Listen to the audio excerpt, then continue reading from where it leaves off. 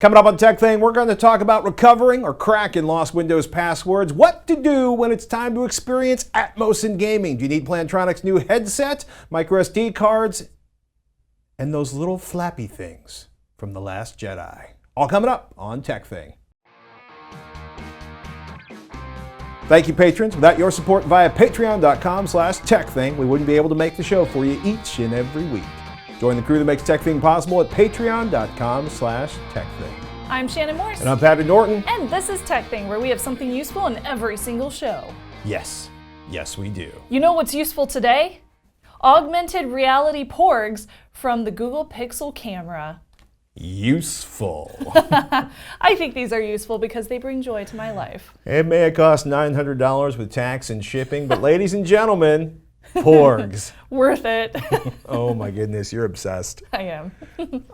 We're pre-recording this show because we're actually trying to do the vacation thing, and we're pre-recording another show so we can actually have a vacation over Christmas. So Yay. If there's a huge story we haven't covered, email ask@tekthing.com and we'll personally respond to you on Christmas morning because that's the way we roll. No, we won't. No, we won't, because my wife will kill me and I want to live and see my children grow old. But we are pre-recording this. One thing I have to say, even though I guess it's going to be a little late by the time people get it, is that Amazon is apparently now selling Apple TVs and Chromecast. CNET was reporting about this, like literally the day we recorded this. Oddly enough, apparently the threat of YouTube and mayhem made Amazon go, you know, maybe we can sell a few devices from Apple. Nice. And Chromecast. So that was interesting. That is very interesting. And net neutrality got stomped like a narc at a biker rally, but 18 attorney generals, the morning of that, basically announced their intentions to investigate fraud in this, which included like Mississippi and Kentucky and Iowa, along with California and Washington, and Pennsylvania, home of Comcast. Good times. It's going to be a lot of lawyers going to make a lot of money this year. Oh, well, next year. Whatever year is coming after 2017, which I guess would be 2018. Well, I think we should get started with the first segment. Oh, I suppose. Have you ever lost a Windows password? Oh, I have. It's not the most frustrating thing on the planet because I dated as a teenager, but it's frustrating, right? I haven't had a Windows box with missing password in forever, probably because I have issues recycling Windows passwords on more than one PC. Go ahead, lecture me, Shannon. Oh, I will. But for the last couple months, I've had 2 Windows 10 laptops and the Windows 7 video editing machine in a friend's office that we just couldn't get into. Mm-hmm. It is not like Windows doesn't give you 11,000 options. But show your hands. How many people have made the recover your password disk or USB thumb drive? Mm-hmm. Okay, there's one. Yeah, I've done it at least once. That was for a segment, though. Have you done it for any PC you currently use daily? No. That's the answer I would expect from most of you. Yeah. So if you don't have a Windows password reset disk, which makes recovering a lost password as easy as inserting a USB thumb drive, you can try account.live.com/password/reset, which is Microsoft's Windows password reset page, which looks a lot like this, not like the Dolby Access. And I love this. I forgot my password. I know my password, but I can't sign in. I think someone is using my Microsoft account, and that's tied into your Microsoft password login. Okay. That wouldn't work in the case of these machines because there was no Microsoft Live account tied to the password. Okay. There are options. Oh, yes, there are. Oh, so many options. One of the coolest one out there is, I call it Ophcrack. Ophcrack. Ophcrack, thank you. Ophcrack is a very, very simple web page, and it's a very, very cool app. It uses, I want to say rainbow tables. It uses all of the awesomeness of hacker cracking software. Ophcrack.sourceforge.net. It's great for Windows 7 and 8 users. They're still around? They're still around. I used this years ago for a Hack 5 segment. It hasn't changed that much. Apparently not. It doesn't really have to. It's a free download and it's fairly easy to use, but Windows 10 success is kind of hit or miss for people, and if you have a particularly long password, I understand you might need to let it run for a considerable amount of time to recover. Yes. Which brings us to another awesome free tool, the offline NT Password Registry Editor, which is incredibly powerful. A utility to reset the password of any user that has a valid account, local account on your Windows system. That's the live stuff makes it a little more complicated. Okay. This one, it's a big text-based command line adventure, and you'll want a step-by-step guide to walk you through it. LifeWire has an excellent one if you want to experiment with that. Good. If you want to get really cray, I Really, said cray? Yeah. You said cray. This is why I'm not allowed to go up on Urban Dictionary. You can try booting a Windows 10 install disk, hitting Shift plus F10 to bring up the command prompt, and then get your command line on. You're noticing a theme here, the command line theme, to set up your login screen to bring up command.exe instead of utilman.exe. And right about the time I was starting to think about downloading the Windows 10 install files to start the command line fun, I realized I might maybe be willing to pay money if there was an easier way to do this. So where did you pay that money to? I paid that money to Daosoft's Windows Password Rescuer Personal. Interesting. Recover Windows 10, 8.1, 8.7, Vista XP 2000 local administrator and other users' passwords by using CD, DVD, or USB flash drive. They specifically say local there. Local. Fortunately, in this case, we had a whole bunch of local drives. Okay. That's good. Non-local drives are problematic. So the download from Daosoft is really simple. It's an executable file, writes the application to a USB thumb drive. Okay. You can burn it and boot it up from a CD or DVD if you like that. Okay. You basically double-click on it, make sure you're writing to the right drive, hit the begin burning button, and remove the driver disk when you get the burning successfully note. I love the grammar, it makes me happy. You'll need to set up the computer you're locked out of to boot from the USB or CD-ROM drive. Basically, insert the drive, boot the machine, and Password Rescuer goes whoop, and it takes over the machine. Okay. I mean, it's a live disk, right? Yeah. Select the Windows install you want to fix or change the password on, then select the user whose password you need to reset. Hit reset password, and the password will now be changed to blank. Oh. Or if you just want access to the machine and don't want to reset anybody's passwords, you can create a new user. Wow. Hit the reboot button, and you'll get a message that says, now you can eject the password recovery disk. Okay. And then yank the disk or pull the thumb drive, hit yes, and when Windows boots in, you can log in without a password. That's awesome. Just do me a favor. Remember to put a new password in place. Yes, Because exactly. otherwise your machine will be naked and any small child in your house can log into it and do God knows what. That would not be a good thing. It would be awkward. Or the Porgs might start hacking your machine. Yes, so true. So this is a great way to bypass the password if you forget one. However, we should clarify, you should not use this where you are not authorized. Unless you like prison, in which case, by all means. Access unauthorized PCs. A little prison stay would be good for you. That's horrible. Well, that's basically a friend of ours actually, who teaches pen testing. That's one of the big things. He's like, if you do this illegally, here's what will happen to you. Yep. And that doesn't count what will happen to you while you're locked in while that happens to you. Yeah, he's a very big proponent of that, so. So don't do nefarious stuff. Use this for good, not evil. That's right. Please. One of the big draws for movie theaters in the last couple of years has been the addition of Atmos. Ooh. Right? It's actually been a big home theater thing. Do I need Atmos speakers? What is Atmos? Yeah. Does Atmos bring ponies? It's a combination of object-oriented audio. So a sound designer can move, associate a sound with an object moving in a virtual 3D space. Right, So it's like neom or neom, because it has speakers either in the ceiling or firing up and bouncing off the ceilings and down on top of your head. Yeah. It's cool. Paraphrase Bill Murray, it's totally immersive audio. It's one of the most amazing demos I've heard when it works, and it works pretty well most of the time. Opening scene in Gravity when the meteorites come through. Oh, yeah. I don't think that's a spoiler, but...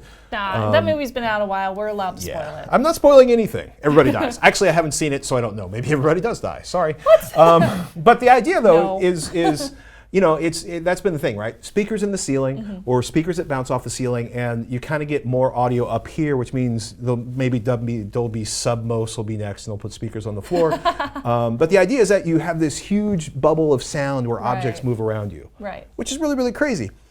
Is Atmos in gaming? So there are 7 games that Atmos is enabled in, at least as far as this list is concerned, including Overwatch, Tomb Raider, and Final Fantasy, the newest Final Fantasy. So there's not a lot to choose from at the moment. It's like the very early days of Atmos movies, where there's more a few. titles are added over time. But we bring this up because Shannon got the Plantronics new RIG 800LX wireless gaming headset, I feel like I should wear them. which came with a Dolby Atmos code for Xbox One or Windows 10. Yes.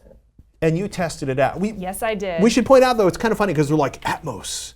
But Atmos is actually running as an application you would normally buy on your Windows machine or your Xbox One. So you can actually do Atmos with any headphones you own if you want to pay the 10 or 15 bucks to buy the license. So these ones are enabled with the Dolby Atmos. So they are ready to go. At least that's what they say. So let me make it very clear. You do need a Dolby Atmos enabled game to be able to hear any actual difference whenever you're playing video games and you want to use Dolby Atmos. Otherwise, otherwise, there is no change in audio.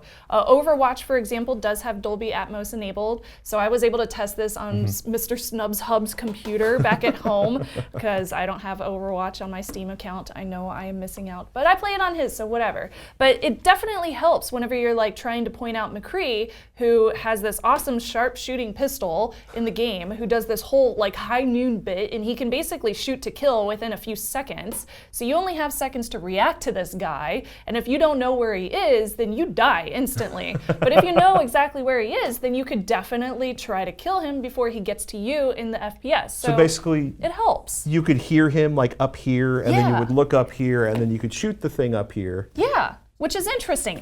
It's interesting to hear the sounds coming from like directly over your head. Like if he's standing on top of a building or something, you can actually like, you can recognize it and instinctively know like something's up there, and you turn your head in the right direction and you see him. It's weird. I want it to be on Skyrim so I can hear a dragon landing on me. Yes. But if you have Dolby, or if you don't have Dolby Atmos, then there is no change from the horizontal noises and versus 7.1. So there's not much of a difference there. You have to enable the Dolby Atmos. Assassin's Creed Origins, Battlefield 1, Crackdown 3, Final Fantasy 15, Overwatch, Rise of the Tomb Raider, and Super Lucky's Tale. Right. One of these things is not like the others. Very true. And it is a pretty solid headset for the thousands of PC and Xbox games that don't actually have Atmos ready yet. It's clear, there's no distortion. The audio sounds really good and crisp, which I really enjoyed. It's a little bass heavy. It is a little bass heavy, It kind of does this, which most people like to have a little bit more bass than the treble. Did you feel a little bit of crunch on like cymbals and stuff in the high end? Or? If I turned it up louder, I definitely noticed a little bit of a crunch. Okay. Especially in like, if you listen to movies with it, then I really heard a crunch. Not our favorite. No, not our favorite. Comfortable though. Yes, very comfortable. So whenever I was wearing this, it was extremely lightweight. It's only 289 grams, which is great. And it also has this fancy little self-adjusting headband up at the top, which you can see right here as I move it up and down. It's self-adjusting, so it just kind of cups your head wherever your head ends up on the headset. So that's kind of nice. The cups don't give me a headache, which is great after hours of gameplay, so it doesn't squeeze my head from the two sides, especially since I have glasses. That's a big problem for me with gaming. There is a modular design to these as well. Just like previous Plantronics headsets that I have reviewed before, you can take off the ear cups and you can move them wherever you need to.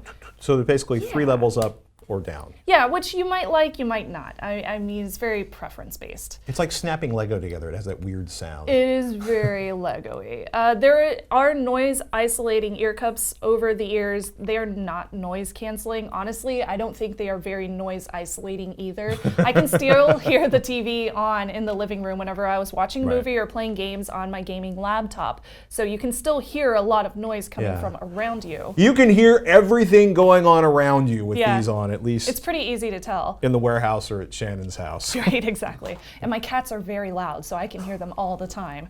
There is a button on the bottom that lets you choose an EQ setting to isolate pure highs, intensify the mid-range, enjoy the seismic bass, or you can enhance the vocal focus. I really like the vocal focus because then I can listen to, podcasts and stuff like that, and I can listen to other people chatting with me. The mids. There's another button on the headset as well that allows you to balance chat and game sounds, so that if there's a lot of action in the game, you can turn up the chat so you can hear your friends chatting with you. Or if there's that one jackass in chat, you can turn the chat down and not have to listen to him anymore. That's right. So as I mentioned, the headset is wireless. There's this very small box that plugs into the USB. It auto connects to the headset with just a press of the little RIG button on the front of this, and you just slide a little slider on the headset, and then they automatically connect. After that, you don't have to press the button anymore. Once it's connected once, you're good to go. And even we moved it across 3 or 4 different machines, no issues. It always connected. Cool. It worked. Yes. It just worked. There's also a button on the back which lets you change it from Xbox to PC. So if you need to switch it back and forth, it's really easy to do so, and you don't have to turn it off, which is really, really cool. Nice. Plantronics says that it'll run for 24 hours on a single charge. I charged it about once a week, which was awesome, especially for a wireless headset.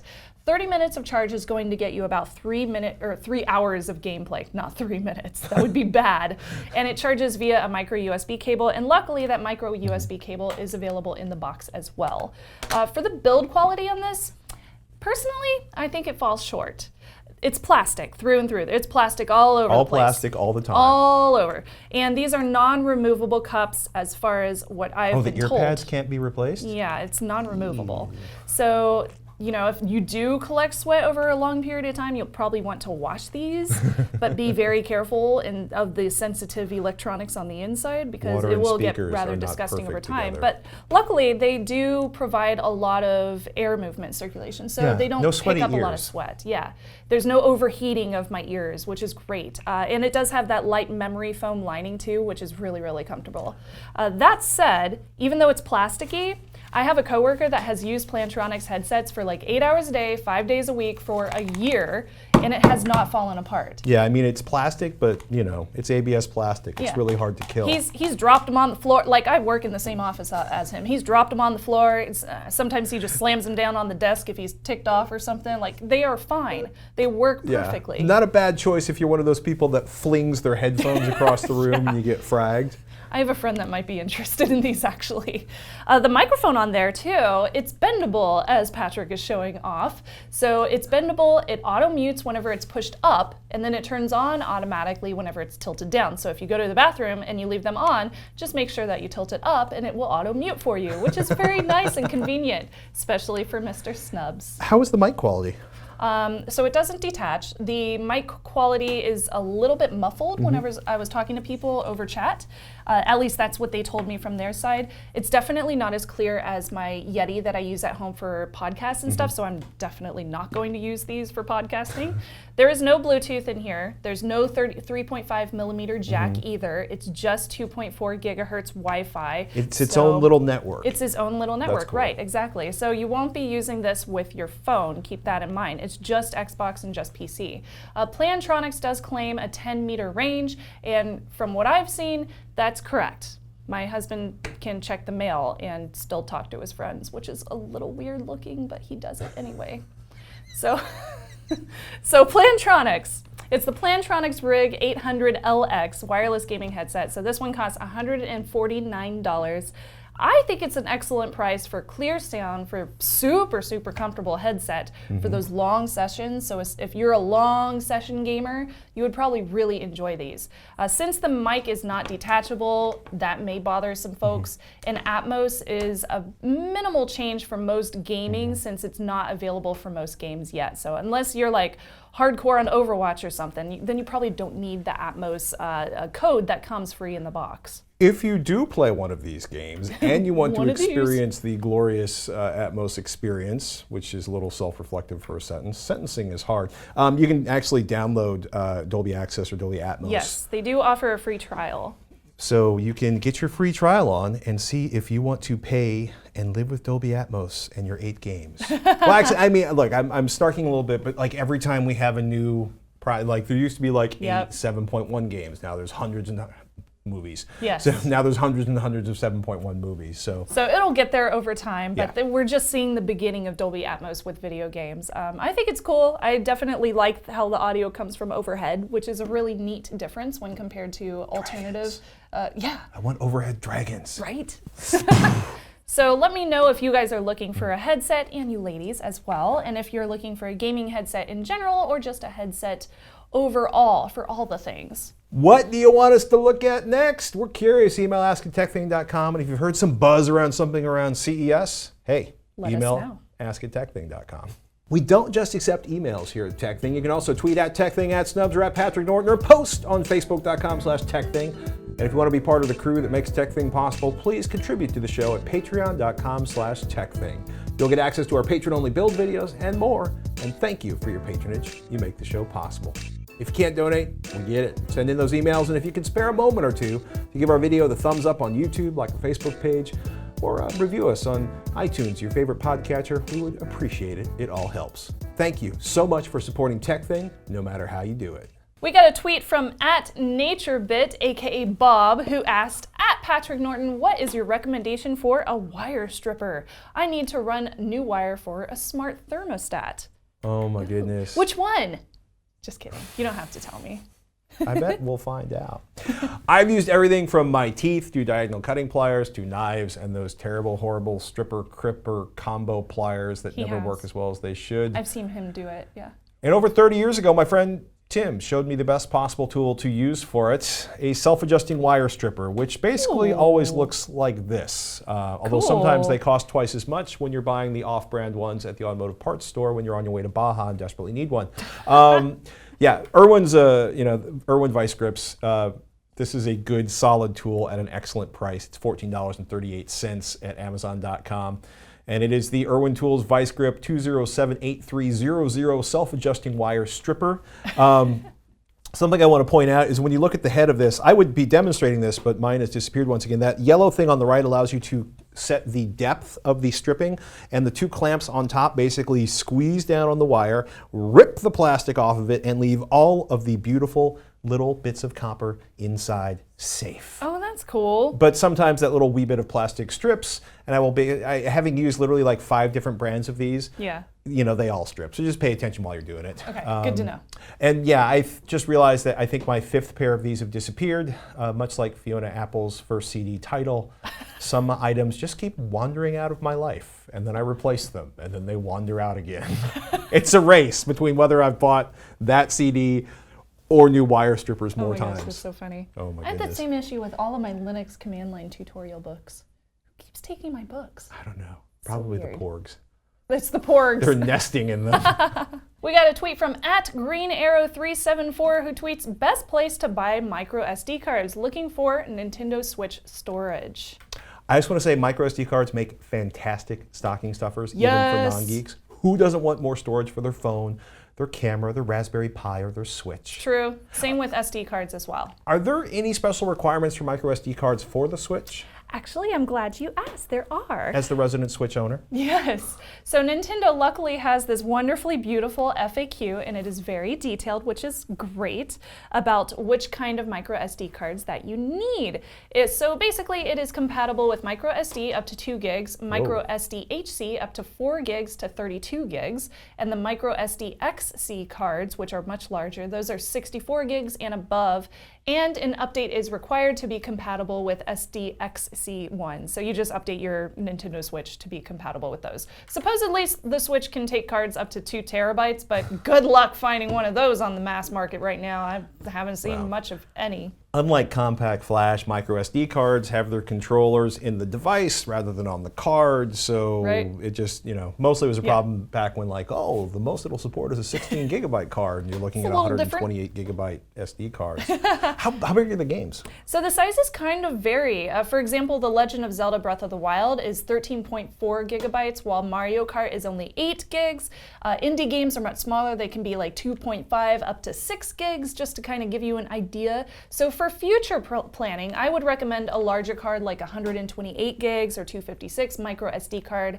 Higher speed cards are recommended, especially if you are saving DLCs or saving the entire game on the micro SD card. These would include UHS-1, which is ultra high speed phase 1 cards with transfer speeds of 60 up to like 95 megabytes per second. I have seen some upwards of 100 megabytes per second, which are also really good ones to choose.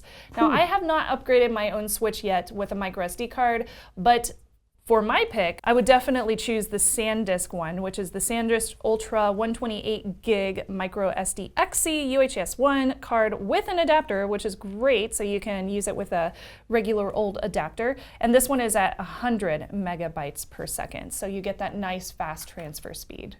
Yeah, that's one of the things about the cards is sometimes the cards, SanDisk is reliable, Samsung's pretty reliable, off-brands will sometimes not deliver the speeds or sometimes the capacity you might think you have purchased. Except for a couple of 24-hour drugstore / Walmart emergency purchases. All of mine have come from Costco or Amazon. Costco has a really good price right now on 2 packs of 64 gigabyte SanDisk micro SD cards. I think I paid $40. And then Amazon's charging $23 for a single 64 gigabyte SanDisk card with an SD adapter, or $20 without. Amazon is one of the best places to score the high capacity ones. 128 gigabyte cards. From Samsung are like $37 right now. This one's $41 from SanDisk. That's cool, not bad. Yeah, you can find, this is the first time I've ever seen a 400 gigabyte card. That's for $249. And 256 gigabyte cards are selling for like $120 from SanDisk to like $138 I think from Samsung. Oh man, that's a pretty fancy price right there. Well, but they also, I mean, a year ago, 400 didn't exist, and That's the true. 256 gigabytes was like $300. That's so, true. Same with all memory. They go down in price as they get older. Except when they start putting 94 gigabytes of RAM into every freaking phone in the Android world. Yeah, I generally stick with SanDisk and Samsung microSD cards. There are other good brands, but the off brands, the really weird brands, seem to be more likely to have meh performance, which means taking 3,000 hours to save your games. What about where to buy them from? Be careful about who you buy from. I prefer Prime or Fulfilled by Amazon. I really don't want bogus micro SD cards. Yeah. Pirated cards were a really big issue a few years ago. Hasn't been as big an issue of late, but you know, if a website has a card for a ridiculous price, there's a strong possibility that they got a deal on that because it's a 2 gigabyte card with some fancy printing on top of it. Yep, most likely. Just saying. And last but not least, definitely not least, remember, once in a while, put down your phone, step away from the screen, and close the laptop and do something analog, like Brandon, who writes, "Hey guys, take a look at some pictures of a friend, which you will recognize, and myself doing the 14th annual Tampa Bay AIDS Walk and 5K, walking for a great cause. And it came with cool badges," from Brandon. That's so cool. It's so wonderful. And hello, Sunny. It's wonderful to see you there as well. That's awesome. And thank you both so much for the support as well. Exercise and service to the community. Yeah, that's great. All rock. Man, I haven't done that in a while. I need to do another walk. I just took a walk yesterday. Oh, like a cancer walk, you know? Oh, that's a Walk totally for different AIDS. thing. I did that like once. It was really cool. We could do a 24-hour gaming marathon to raise money for a charity. Ooh, that'd be fun. You'd be hysterical about 18 hours in. I need Cheetos! Starbucks, yeah! It's a frightening thought. I'm Patrick Norton. I'm Shannon Morse. We'll see you next week on TekThing.